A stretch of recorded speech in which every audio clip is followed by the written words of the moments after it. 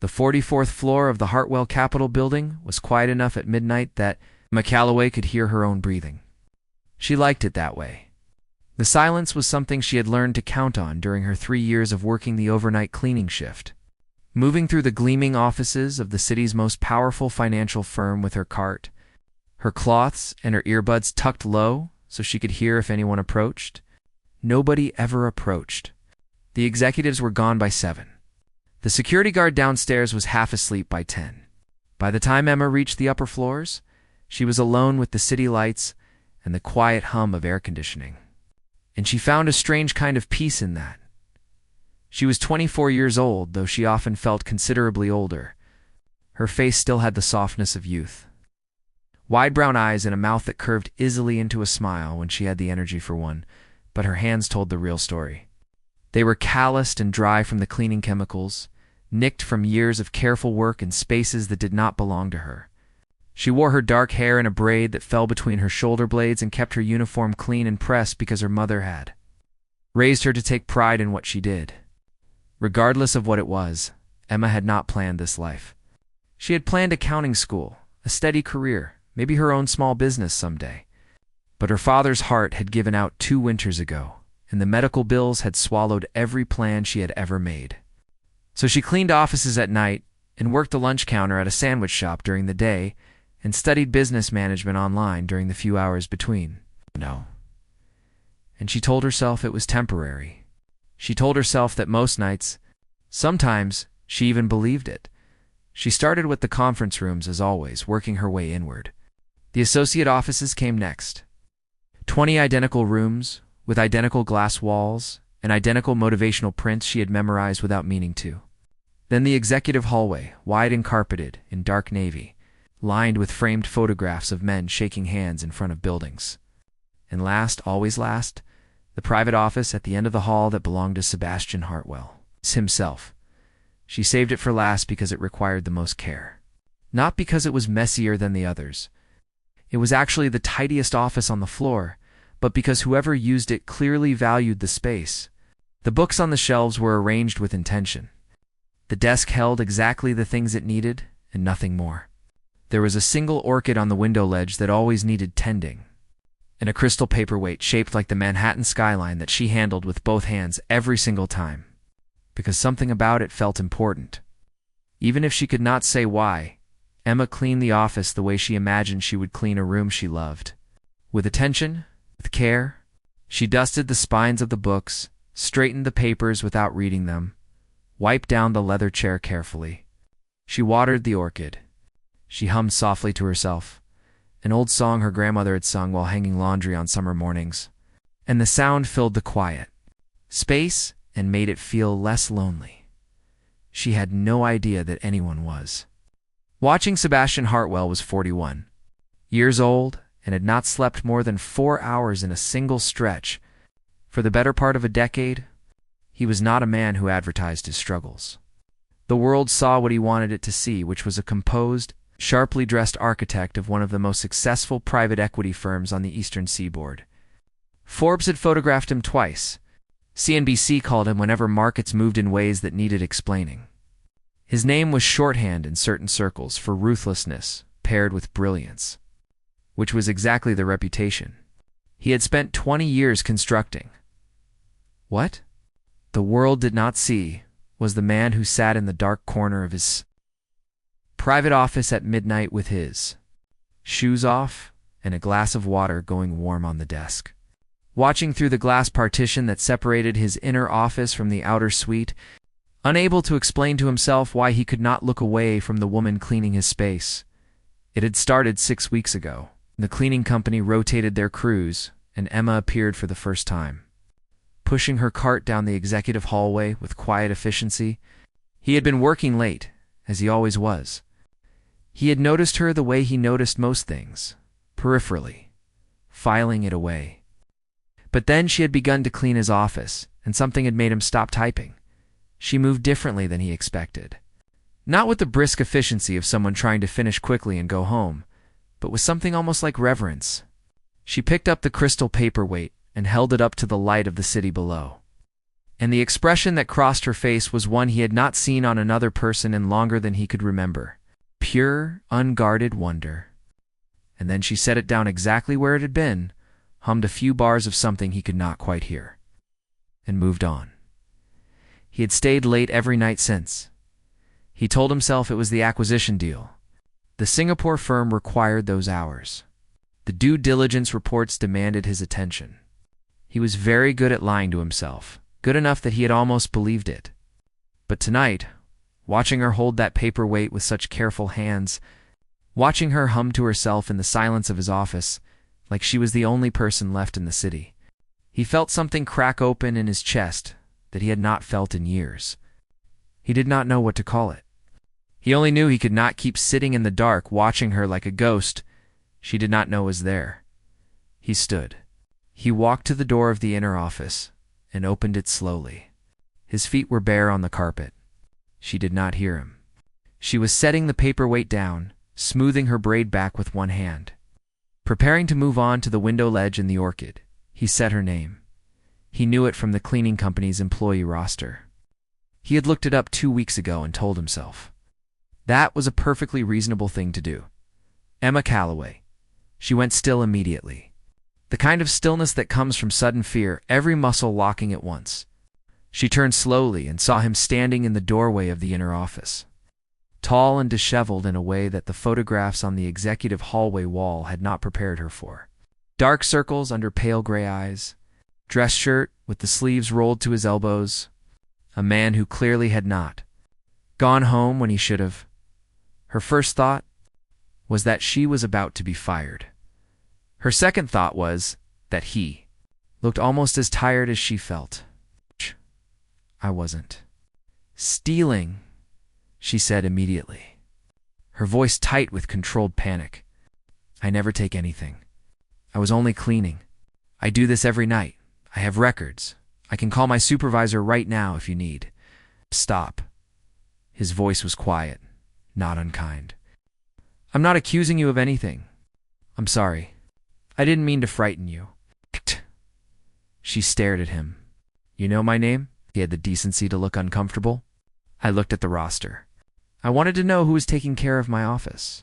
I'm Sebastian Hartwell. I know who you are. She had looked him up after her second week on this floor. She had read 3 different articles about him and felt vaguely embarrassed about it afterward. What do you want? He was quiet for a moment, and she saw something shift behind his eyes. Something she was not sure he meant for her to see. I've been watching you work, he said. For 6 weeks, every night. The fear came back, different this time. That's unsettling, I know. I'm aware of how it sounds. He ran a hand through his already disordered hair. I'm not going to pretend it was something it wasn't. I stayed late because I wanted to see you work. Because you treat this space like it matters, and I had forgotten what that felt like. Emma did not know what to say to that. She looked at him very carefully, the way she looked at things she was trying to understand. He was not posturing. He was not doing the careful, calculated things she imagined powerful men did when they wanted something. He looked, if anything, like a man who had surprised himself by speaking at all.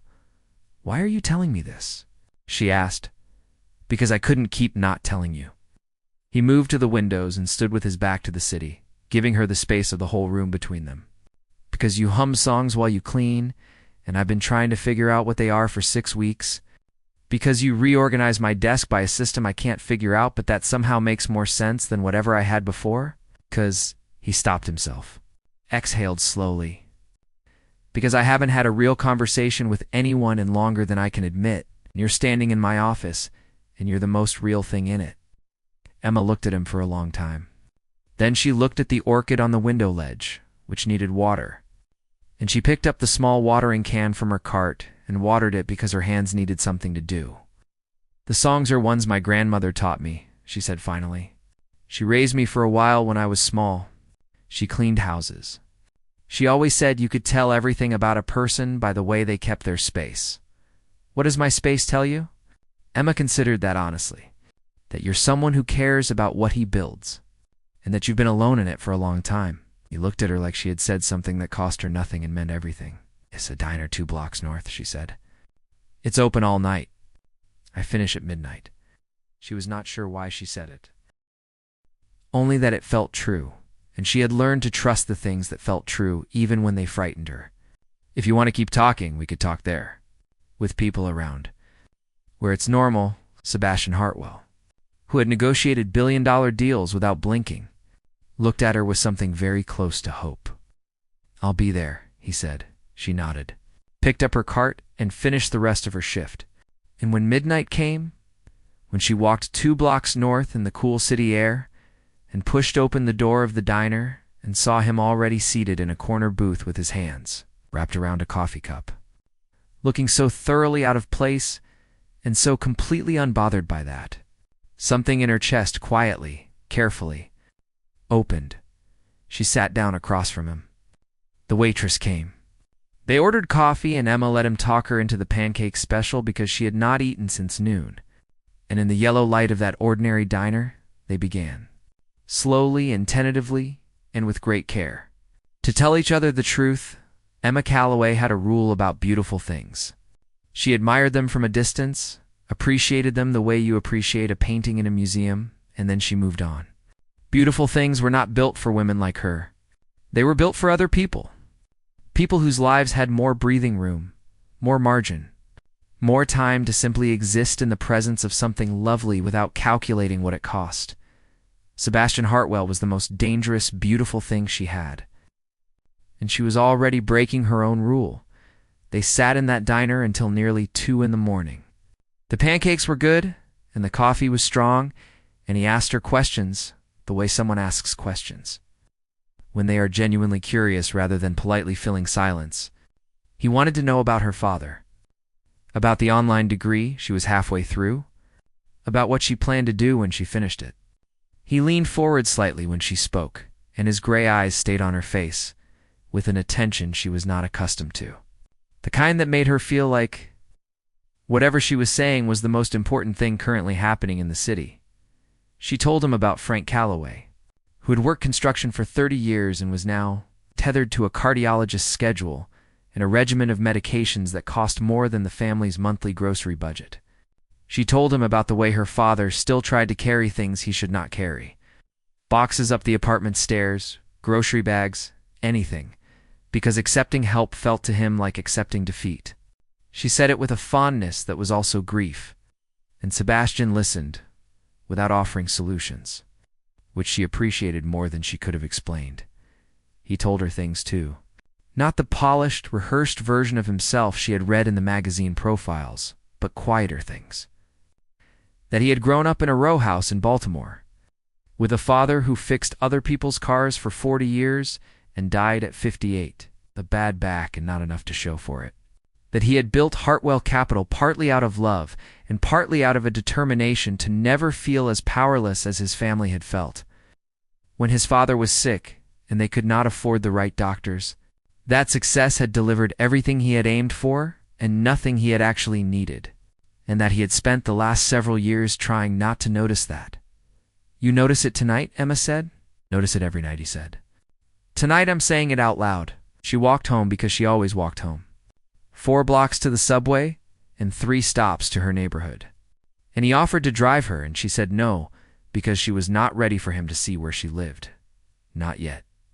She needed to keep some things separate until she understood what was happening between them. What was happening between them was this. They started meeting after her shifts. It was not planned as a regular thing. The first time was the diner. The second time, 3 nights later, he texted her from a number she had not given him, which should have alarmed her, but somehow only made her roll her eyes. He had gotten it from the cleaning company's contact sheet. She told him that was borderline inappropriate. He agreed and asked if she wanted to walk along the water in Battery Park anyway. She said yes. They walked for 2 hours. The city at that hour had a different personality, slower and more honest. The daytime performance stripped away. They talked about her business degree and what she wanted to do with it. She told him she wanted to open a small firm eventually, something that served the community she had grown up in. People who needed real financial guidance and could not afford the firms that catered to people like him. He asked detailed questions. Not polite questions, but real ones. about structure and funding and client acquisition, and when she answered them, he pushed back thoughtfully, and she pushed back against his pushback. And somewhere in the middle of that exchange, she realized she was having the best professional conversation of her life with a man. She had met because she cleaned his office. He realized it too. She could see it on his face. A kind of quiet astonishment, like he was turning over something unexpected and finding it more valuable than he had anticipated. "You're going to be extraordinary at this," he said. "Haven't started yet. Been running the strategy in your head for years. I can hear it. It's fully built. You're just waiting for the resources." She looked at him sideways. Don't? What? "Whatever you're about to offer, don't." He closed his mouth. Then he said, "I wasn't going to offer anything. You were thinking about it." Pause. "Yes, I need to build it myself," Emma said. "If I don't, it won't be mine. And if it isn't mine, I won't trust it. And if I don't trust it, it won't last." She said it evenly, without apology. "I'm not telling you that to be proud. I'm telling you because it's true." Sebastian looked at her for a long moment. "I understand that better than you might think." She believed him. She had read enough about how he had started Hartwell Capital, with a borrowed desk and a shared office space, and one client who had believed in him based on a handshake. He had not taken the easy road either. The difference was that he had taken his hard road 20 years ago and was now on the other side of it. And Emma was still at the beginning of hers. And those two positions created a gap between them that was not only about money. She thought about the gap often in the weeks that followed. She turned it over while she cleaned, while she worked the lunch counter, while she studied. It was not just wealth, though the wealth was real and considerable. It was about worlds. His world had its own language, its own codes, its own way of moving through space. She had glimpsed it in the way he was recognized when they walked into a coffee shop near his building one afternoon. The subtle shift in the room, the way the staff arranged themselves differently, the way other people's attention snagged on him and then quickly looked away. He moved through that attention like a man who had long since made his peace with it. Emma moved through it like a woman who had accidentally walked into the wrong room. She did not tell him any of this directly. But Diana Reeves, her closest friend and fellow cleaning crew member, heard all of it. Diana was 30, practical, funny, and completely without illusions about how the world worked. She had grown up in the same neighborhood as Emma and had the same clear-eyed understanding of what happened when people from different economic strata tried to occupy the same emotional space. She listened to Emma describe the park walks and the diner conversations and the texts that came at odd hours, thoughtful and specific. Not the hollow "how are you" kind, but the "I read this and thought of what you said about your father" kind. And Diana's expression moved through amusement into something more serious. "You like him," Diana said. "I know that. It's not the way you're saying it, like it's a problem to manage." "Actually like him?" Emma was quiet. "Emma." "I know," Emma said. "I know what you're going to say. I'm not going to say anything you haven't already thought of. I'm just asking if you're being honest with yourself about what this is. I don't know what this is yet." "Then find out before you get in any deeper." Diana looked at her steadily. "Because from where I'm standing, you're already in pretty deep." She was right. Emma knew she was right, which was why on the 6th time they met, she decided to be direct. They were in a small park in a quiet corner of the city, sitting on a bench with takeout containers between them, the kind of easy, comfortable arrangement that had become natural without either of them deciding it should. Sebastian was telling her about a meeting that had gone badly. Not in terms of money, but in terms of a professional relationship he had genuinely valued. And there was a tired honesty in the way he described it that made her chest ache a little. She said, "I need to ask you something and I need you to answer me honestly." He set down his fork. "All right, what is this?" She gestured between them. "What are we doing?" He did not hesitate. "I'm falling in love with you," he said. "I've been trying not to for about 3 weeks, and I'm not succeeding." Emma looked at the skyline. She breathed slowly. "That's a significant thing to say. I'm aware. We've known each other for less than 2 months, I know. You're a billionaire and I clean your office building." You did clean my office building, he said carefully. I've been talking to Thomas about whether the situation requires... He stopped. I mean to say that I don't think of you as my employee. And I want to make sure there's no structural dynamic that makes you feel like Sebastian. She turned to look at him. I don't feel coerced. I'm here because I want to be here. I'm just trying to be honest about the complications. Then be honest, he said. What do you feel? She looked at him for a long moment. This tired, honest, complicated man who had watched her from the shadows because she made him feel less alone in his empire. And she thought about her grandmother's songs and her father's stubbornness and her own deep, lifelong suspicion of things that seemed too good. I feel the same way, she said quietly, and it terrifies me. He reached over and took her hand. Not dramatically, not with the energy of a grand gesture, but just took her hand the way you take hold of something you do not want to lose. She let him. They sat like that for a while, saying nothing. The city moving around them at its usual, indifferent pace. When he walked her to the subway that night, at the top of the stairs in the yellow streetlight, he turned to her, and she saw something on his face that she suspected very few people ever saw. A kind of unguarded wanting, clear and simple and completely without calculation. He leaned in slowly. She did not move away. The kiss was gentle and careful and entirely undone her. When it ended, she pressed her forehead briefly against his collarbone without quite deciding to, and felt his hand come up to rest at the back of her head with a tenderness that bypassed every defense she had. I'll see you tomorrow, he said. You'll see me tomorrow, she agreed, and went down into the station, and stood on the platform with her heart going sideways in her chest until the train came. She did not know yet what was coming. She did not know about his board of directors or the whispers that had already started in his social circles or the column in a financial gossip publication that would appear 6 weeks later with a photograph of the two of them walking near the waterfront and a headline that asked, with pointed cruelty, what exactly Sebastian Hartwell thought he was doing. She did not know how hard the world could push back against two people who were simply trying to love each other across a distance that other people had decided was too great. She only knew that for the first time in longer than she could remember. She had stopped thinking of the future as something to survive and started thinking of it as something to build. That felt, even with everything she did not know yet, like the most important thing. The photograph appeared on a Thursday. Emma saw it first on her phone. During her break at the sandwich shop, a grainy image taken from across the street, the two of them walking along the waterfront with her hand in his. The caption beneath it was the kind of language that dressed up cruelty as curiosity. It asked who the woman was. It speculated. It used words like unlikely and mysterious and out of nowhere. And all of those words meant the same thing, which was that someone who looked like her and lived like her had no business being where she was. She put her phone in her pocket and finished her shift. She did not call Sebastian. She needed to think first. She thought about it on the subway home.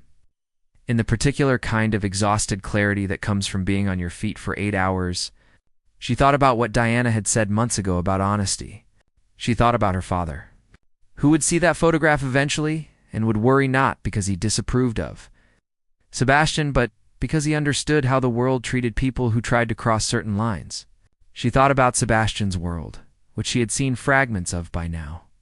The dinners he described, the events he attended, the careful architecture of reputation and a relationship that sustained a career like his.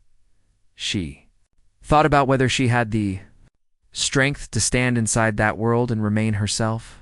When Sebastian called that evening, she answered on the second ring. You've seen it, he said, double quotes. Yes.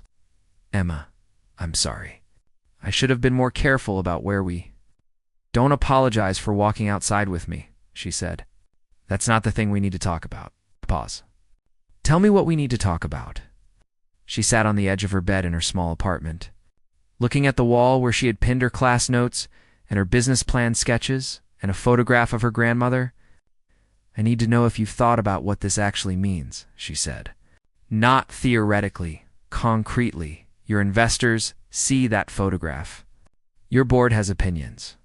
The people in your world have a very specific idea of what your life should look like, and I am not that idea. I don't make decisions based on what my board thinks about my personal life. I'm not asking about your board. I'm asking about you. She kept her voice level. I'm asking whether you're prepared for what it feels like when people look at us and see a story that has nothing to do with who we actually are. Whether you're prepared for what it will do to your reputation, and whether you're prepared to watch it do things to mine that will be harder and less fair. He was quiet for long enough that she knew he was taking the question seriously. No, he said finally. I'm not fully prepared for it. I don't think you can be fully prepared for something until it's happening, but I want to be there with you when it does. Sebastian, I know what I'm asking of you. I know the asymmetry isn't fair. I know your exposure is different than mine. I'm not trying to minimize that. His voice was steady.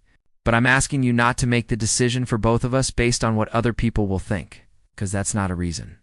That's fear. And you're not someone who makes decisions out of fear. She pressed her fingers against her eyes. I'm very tired, she said. I know. I'm tired of calculating. I'm tired of being careful.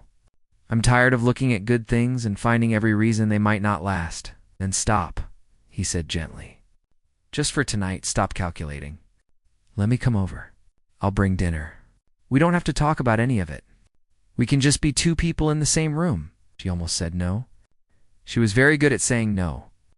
But she thought about the bench by the waterfront and his hand over hers and the kiss at the top of the subway stairs. And she thought about how rarely she had let herself want something just because she wanted it. There's a buzzer at the front door, she said. I'm on the 4th floor. The elevator doesn't work. He arrived 45 minutes later with takeout from a Colombian place she had mentioned once in passing, which meant he had remembered and found it and carried it up 4 flights of stairs without complaint. He stood in her doorway in jeans and a plain sweater, slightly out of breath from the stairs, and looked at her small apartment with the careful, genuine interest he brought to everything. She watched him take in the room. The class notes on the wall, the business plan sketches, the photograph of her grandmother, the narrow kitchen, and the second-hand furniture, and the window that looked out at the brick wall of the building next door. He did not perform comfort with it. He did not say anything complimentary or compensatory. He just looked. The way he looked at things he wanted to understand. This is where you built everything, he said. Everything so far, she said. They ate at her small kitchen table, and it was easier than it should have been. Easier than anything between two people from such different positions had any right to be. He asked about her father, and she told him Frank had had a good week, 2 good days in a row, which was worth noting. Sebastian asked if he could meet him sometime. She said she would think about it. He did not push. After dinner, he helped her clear the table without being asked and washed the takeout containers because she recycled them. And standing at the kitchen sink, he told her about the board meeting that had happened that morning. 2 of his senior partners had raised the issue of the photograph. Not with hostility, he said, but with a careful concern that was almost worse.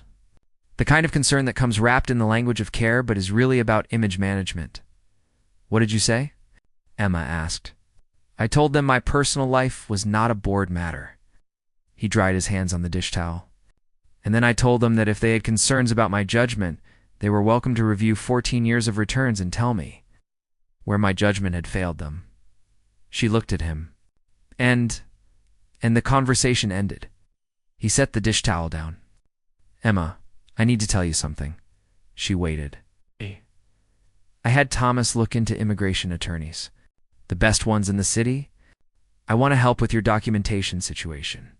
Not as charity, not as something that creates obligation, but because it's a solvable problem, and I have the resources to solve it, and it should have been solved already. He held up a hand before she could speak. I know what you're going to say. You're going to tell me you need to do things yourself, and I agree with that. But there's a difference between building your business yourself and fighting a bureaucratic system alone when you don't have to. These are not the same kind of independence. Emma was silent for a moment. She thought about the letters she had been avoiding from the immigration office. The attorney consultations she had priced out and deferred. The low-grade constant fear she carried about her status. A fear so familiar she had stopped registering it consciously the way you stop registering chronic pain after long enough. "You're not wrong," she said finally, which cost her something to admit. "I know." He said it without triumph. "Think about it. That's all." She thought about it for 2 days and then she called him and said yes, with conditions, and he agreed to every condition without negotiation, which was either a sign of his sincerity or his considerable experience in deal-making, and she decided it was both. The attorney was brilliant and thorough, and within 4 months Emma's situation was resolved in a way she had not believed possible. The relief was so enormous she cried alone in her apartment for 20 minutes before she called her mother and told her, and Rosa Calloway cried too, and then said something sharp and funny about time, which was very her. By then Sebastian had met Frank Calloway. The meeting had happened on a Sunday afternoon in the Calloway apartment in Queens, with Emma's mother present and watchful and her father in his good chair by the window. Frank Calloway was a compact, white-haired man with hands like Sebastian's, marked by years of physical work, and he looked at Sebastian the way he looked at everything, measuring and honest. They talked for 2 hours. About construction and finance and the ways different industries understood risk. Sebastian asked Frank about specific projects he had worked on and listened to the answers with real attention, and Frank, who could detect performance from 30 feet, warmed to him in the slow grudging way of a man who does not warm easily but means it when he does. Walking out afterward, Sebastian said, "He's remarkable." "He is," Emma said. "He spent 40 minutes testing whether I understood the difference between calculated risk and recklessness in financial decisions. I've been interviewed by the SEC with less rigor." Emma laughed. "He approves of you." That's what that was. Sebastian looked at her. "What about your mother?" "My mother approved of you after the first 10 minutes. She just won't tell you that until she's ready." He took her hand. They walked through the neighborhood he had grown up not far from, different borough but the same essential world, and she thought about all the ways their histories were less different than his title suggested. The publication that had run the photograph ran a follow-up piece 3 months later. Someone had spoken to people who knew them. The tone of the second piece was different, more considered. It described Sebastian Hartwell as a man who had returned, in some sense, to where he started. It described Emma Calloway as a businesswoman building her own firm. It was still not entirely right. No outside account of two people's interior life ever is. But it was less cruel. Emma's firm opened on a bright morning in early spring. Sebastian was there with a small group of people she had come to know, standing at the back of the modest office space while she spoke to her first gathered clients, and she did not look at him while she spoke because she needed to hold her own attention. But she felt him there the way you feel the presence of something steady, something you have stopped bracing against because it has simply, reliably, continued to be there.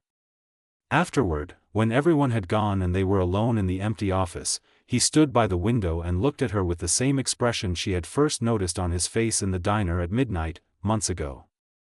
That unguarded, quiet thing. "How does it feel?" he asked. She looked around at the space. Her name on the door. Her plan on the walls. Her future in the filing cabinet and the computer and the small orchid she had brought from her apartment as a joke that was also not a joke. "Like mine," she said.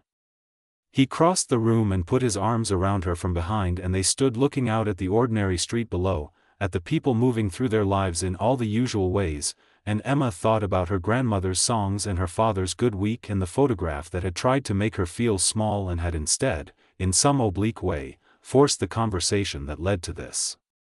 All of it at once, the fear and the hope and the long exhausting beautiful work of it. "I love you," Sebastian said against her hair. "I know," she said. "I love you too." Outside, the city continued its complicated, indifferent, generous life. Inside, two people stood in a room that belonged to one of them and felt, for the first time in longer than either could quite account for, entirely at home.